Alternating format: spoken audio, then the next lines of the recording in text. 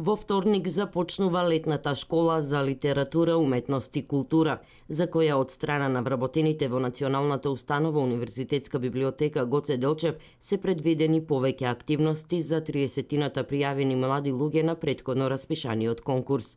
За сите нив во рамките на бесплатната едукативна летна културна школа, која за прв пат се случува во Штип, активностите ќе бидат поделени во неколку сегменти, секој работен ден од 10 до 14 часот. Ќе се стекнуваат со нови знаења, вештини за фотографијата, каде што ќе биде за тоа ќе своји искуства ќе им пренесува Марина Рамонова Крстевска, потоа ќе има за бонтон, каде што ќе предава магистар Наташа Лазаревска, а исто така за фолклорот и фолклорните инструменти од професор Илија Ќосевски.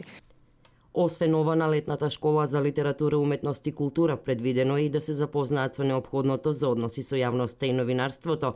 Преку аматерски работилници Штипски Монмартер со Никола Бојаджиев ќе се запознаат со сликарството.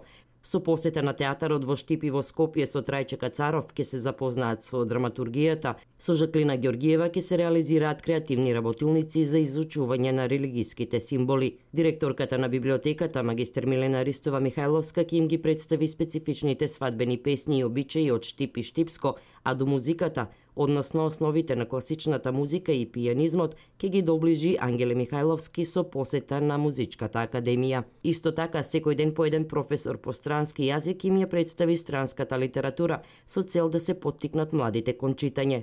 Последниот ден од првата работна недела ќе се посетуваат знаменитости во Штип, а последниот ден од втората работна недела ќе се посетуваат археолошкиот музеј и театарот во Скопје.